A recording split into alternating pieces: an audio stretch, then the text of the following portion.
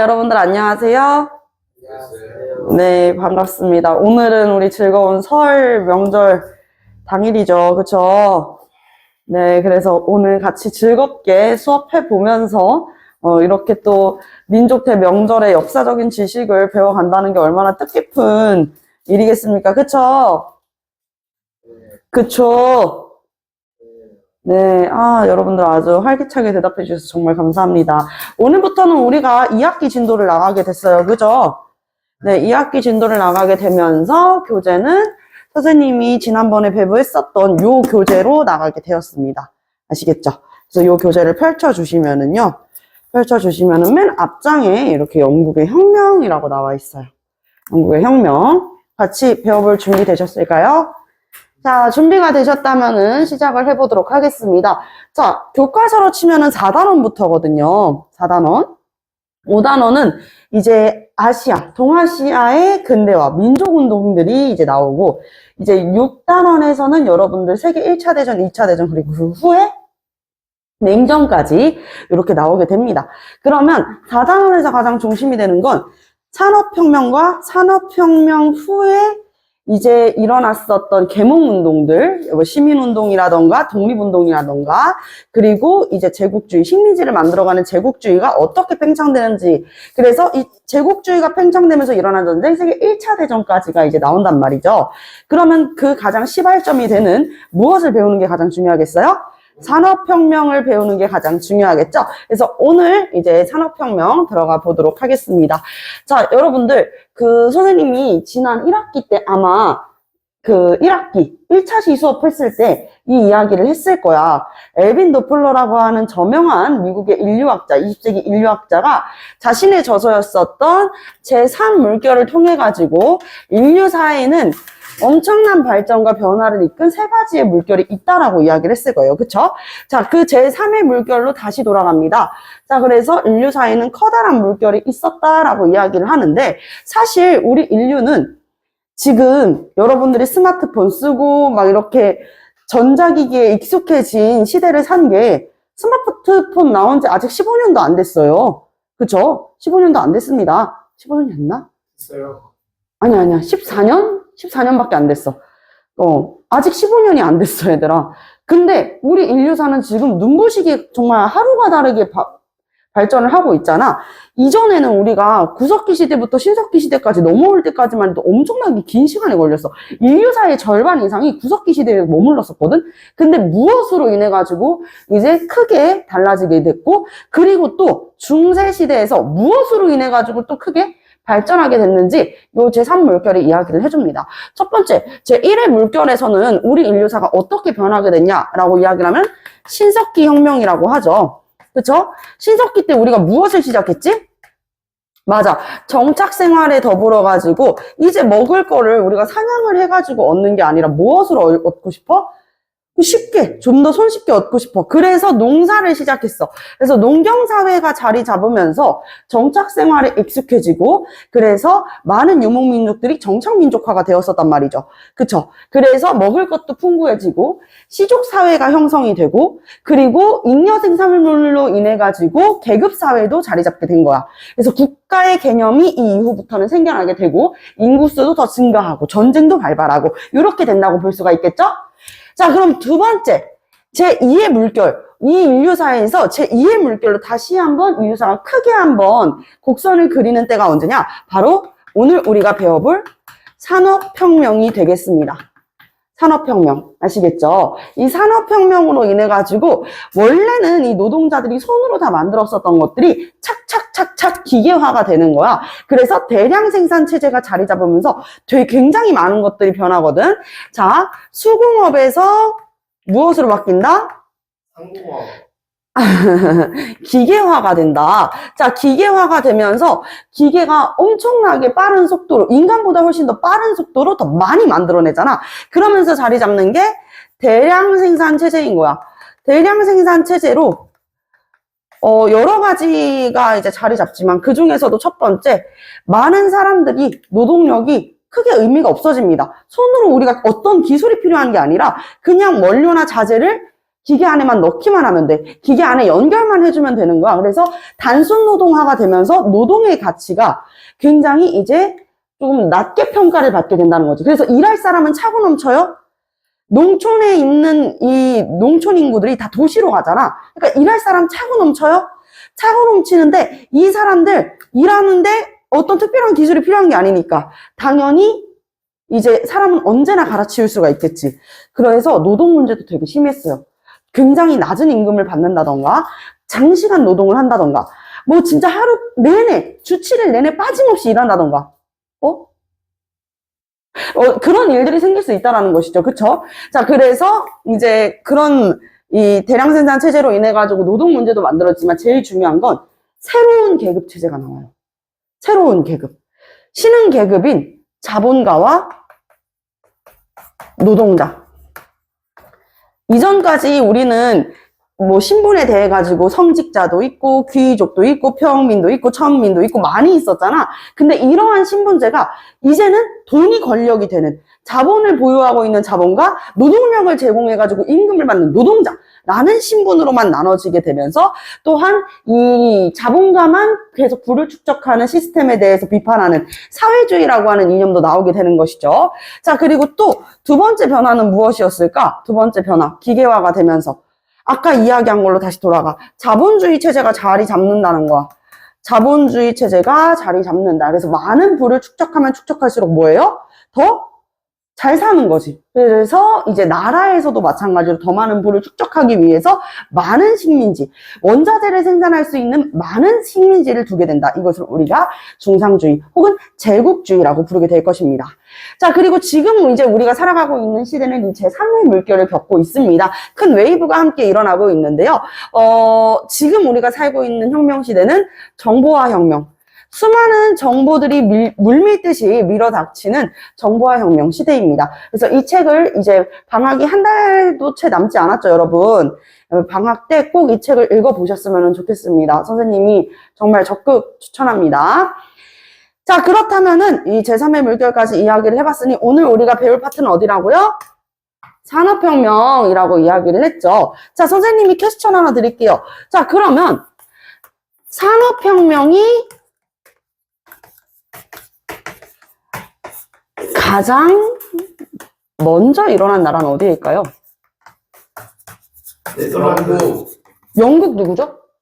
네, 박수 한번 줍시다. 영국.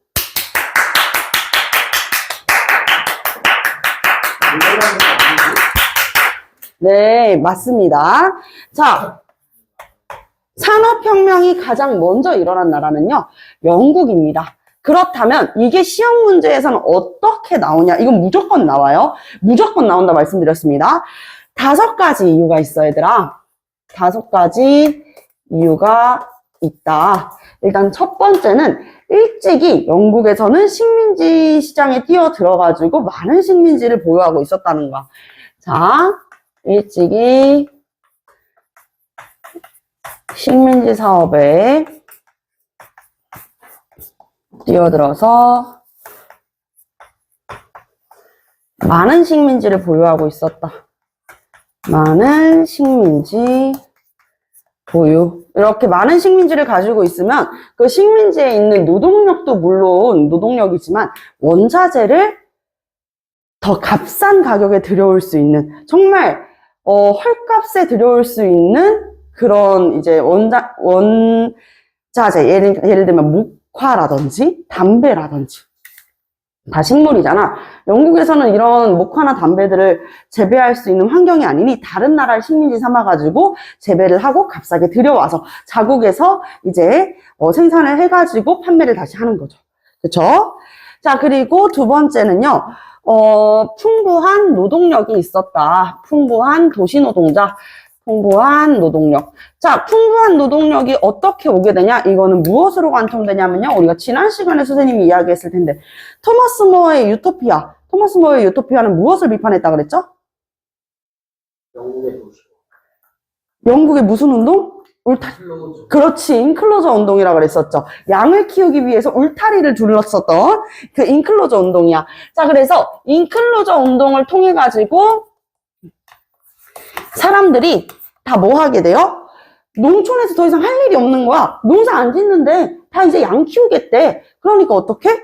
이 농촌에 있었던 노동자들은 다 도시로 이동을 하게 되겠죠. 그래서 도시에 무수하게 많은 이 노동자들이 있다 보니까 노동력이 풍부했었다. 심지어 값싼 노동력이라고 이렇게 이야기를 했죠. 자, 근데 인클로저 운동으로 인해 가지고 또 마찬가지로 엄청나게 이제 성장했었던 산업이 하나 있습니다. 무슨 산업? 그렇지. 모직물 산업인 거야. 양털을 우리가 모라고 하잖아요. 양모. 그래서 양털을 통해 가지고 이제 옷을 만드는 모직물 산업이 발달하면서였었다. 모직물 산업 발달. 선생님이 지금 모만 어떻게 썼어요? 빨간색으로 썼죠. 요게 시험 문제에 실제로 물어봐요. 왜냐면 이거를 은근히 5가지니까 선지 그대로 낸단 말이야. 영국에서 가장 먼저 산업혁명이 일어난 이유가 아닌 것은 하고 이것을 모직물 산업이 아니라 뭐라고 쓰냐? 면직물 산업이라고 바꿔 쓸 수 있어. 면직물 산업은 목화이기 때문에 아니에요. 아시겠죠? 자, 그래서 모직물 산업이 발달했다라고 볼 수가 있겠고요. 자, 풍부한 지하 자원이 있었다. 어떤 지하 자원이 풍부했었냐? 바로 철과 그렇지, 석탄 풍부했었다 라고 볼 수가 있겠죠. 자, 그리고 마지막 5번째는 이제 오늘 우리가 또 하나 더 배워볼 내용이랑 이어지게 되는데요. 바로 명예혁명 이후에 정치적이고 경제적인 안정이 찾아오기 때문입니다. 아시겠죠? 정치적이고 경제적인 안정이 찾아온다. 명예혁명이 뭔지 모르죠? 알죠. 모르죠. 안 알려줬는데. 자, 그래서 선생님이 이따가 설명을 한번 드리고 지금은 산업혁명에 대한 이야기를 조금 더 이어서 나갈게요. 자, 이게 영국에서 가장 먼저 산업혁명이 일어난 5가지 이유야. 첫 번째, 일찍이 식민지 사업에 뛰어들어 많은 식민지를 보유하고 있었다. 두 번째, 풍부한 노동력. 어디에서 온 거야? 인클로저 운동을 통해 가지고 농촌에 있었던 노동력이 도시 노동력이 된다. 그리고 세 번째, 이 인클로저 운동을 통해 가지고 양을 많이 키우면서 모직물 산업이 발달한다. 면직물? 아니다. 모직물이다. 자, 그리고 네 번째, 풍부한 지하 자원. 지하 자원이 많이 풍부했었어요. 특히 철, 석탄과 같은 이 풍부한 지하 자원이 있었고, 5번째, 명예혁명, 피가 단 한 방울도 나오지 않았다 그래가지고 명예로운 혁명이라고 합니다. 그래서 이 명예혁명 이후에 이 정치적이고 경제적인 안정이 찾아오기 때문이다. 그래서 영국이 산업혁명이 어떻게 시작을 하냐. 이건 또 다른 얘기야. 이거는 가장 먼저 일어난 이유고, 이 다음부터는 이 영국에서 산업혁명이 어떻게 시작되었는지는 또 다른 얘기인 거야. 자, 어떻게 시작이 됐냐? 일단은요, 면직물 사업으로 면직물 산업이 발달하면서 산업혁명이 시작이 됩니다. 자, 여기에서 면직물, 면은 뭐라고? 그렇지, 목화이기 때문에 여러분들 모직물과 헷갈리면 안 되는 거예요. 이 영국이 특히나 영국에 300년 동안 식민 지배를 받은 나라가 있었지. 어떤 나라야? 그렇지, 인도 있잖아. 이 인도에 장대한 평야 일대에서 목화를 엄청나게 재배를 시킵니다. 그래서 헐값에 영국이 들여와요. 이 목화로 당연히 뭘 만들겠어? 방적기나 방직기를 통해 가지고 실을 만들어 가지고 목화로 된 면직물을 만드는 거야, 얘들아. 여러분들이 입고 계시는 옷들이요, 다. 그쵸? 그래서 이런 면직물들을 만들려고 했었다 라고 볼 수가 있겠고요.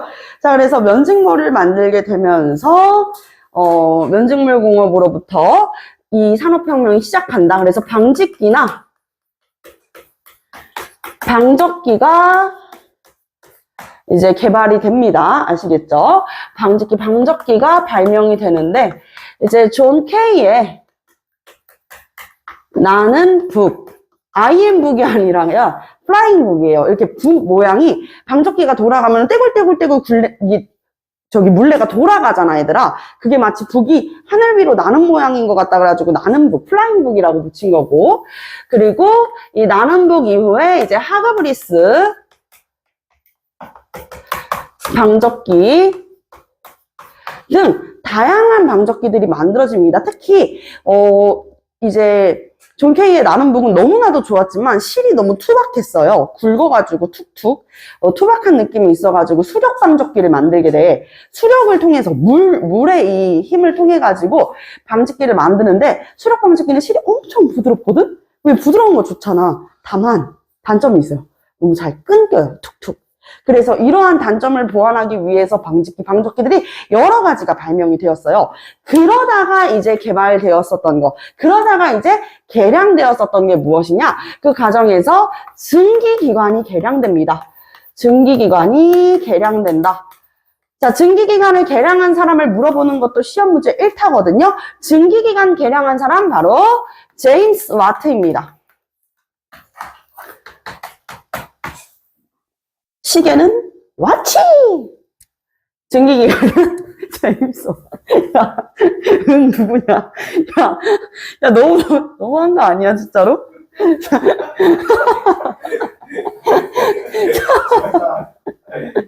자, 덥네요. 네, 증기기관은 제임스 와트, 시계는 와치.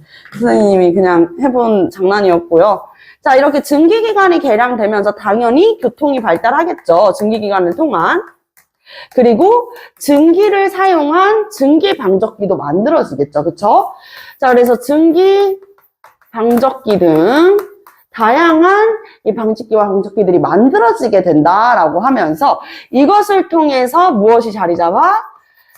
대량, 맞아요. 생산 체제가 자리 잡는 거야. 훨씬 더 빨리, 훨씬 더 많이 만들어낼 수가 있게 된 것이죠. 그래서 수공업 위주의 산업에서 어떻게 된 거야? 기계화 산업으로 넘어가게 된다라고 볼 수가 있겠죠. 그쵸? 이제 특별한 기술이 필요 없어. 뭐 물레를 잘 굴리거나 실을 잘 뽑는 기술 자체가 필요가 없는 거야. 증기기관이 개량되면서 증기방적기가 다 해줄 거니까. 자, 교통의 발달로 보면은 증기기관을 통해서 만들었던 이 교통이 있어요. 무엇이겠어? 그렇지. 증기기관차가 있고, 또 뭐가 있을까? 증기배가 있겠지. 그치? 증기선.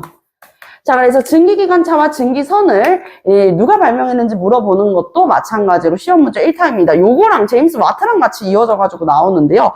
자, 증기기관차를 발명한 사람은요, 스티븐스. 자, 그리고 증기선은요, 풀턴입니다. 풀턴. 자, 그래서 선생님이 여러분들한테 긴장을 좀 완화해 주려고 팁을 하나 주자면, 얘들아. 이 이름을 직접 쓰는 서술형 문제는 중학교에서 죽어도 나오지 않아. 그러면 이 이름을 우리가 어느 정도 어떻게 해야 돼? 맞추어는 줘야 될 거 아니야. 증기기관 개량 6글자죠. 한 글자 빼면 5글자지. 제임스 와트 5글자. 증기기관차 5글자죠. 한 글자 빼면은 스티븐스 4글자죠. 증기선 3글자죠. 한 글자 빼면은 2글자. 풀턴. 이런 식이면 충분히 외울 수 있지 않을까? 처음에는 이런 식으로라도 해가지고 여러분들의 지식으로 만드는 것이 좋을 것 같습니다. 자, 그래서 증기기관 개량은 제임스 와트, 교통은 이 증기기관차 스티븐스, 증기선은 풀턴 이렇게 알고 있으면 되고요. 마찬가지로 통신도 발달을 합니다. 교통이 발달을 하니까 당연히 이제 통신도 발달을 하게 될 수 있는 건데요. 그래서 통신은 어떻게 발달이 되냐? 야, 잠깐만. 벨소리 뭐야? 누구 핸드폰 안 냈어? 우비가 안 되겠죠. 벨소리 뭐야? 전 방해 금지했는데. 전화 가지고 있어? 자, 전화기를 발명한 사람이 바로 벨이라는 것인데요. 자, 그래서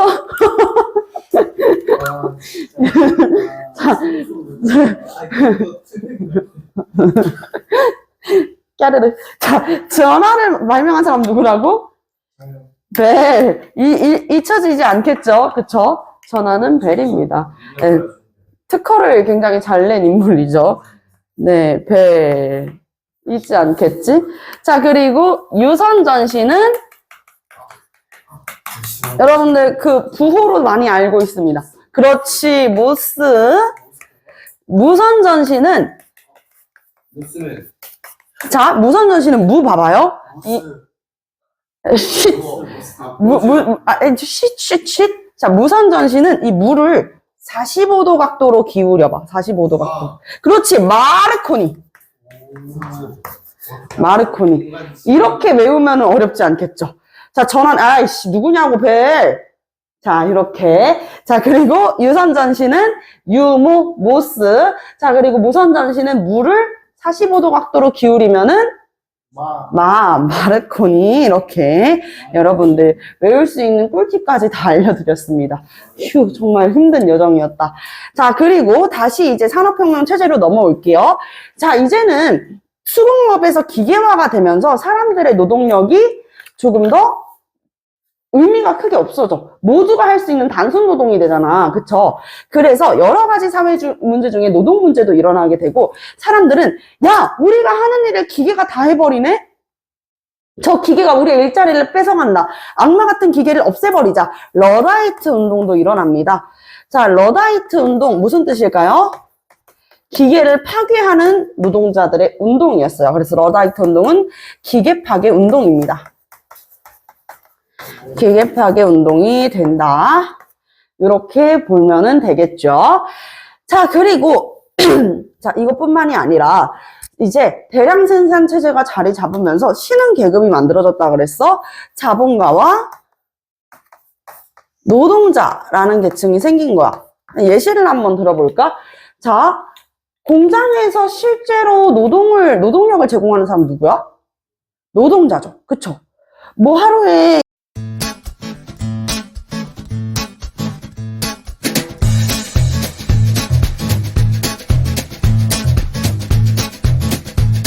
학원으로 전화 주세요.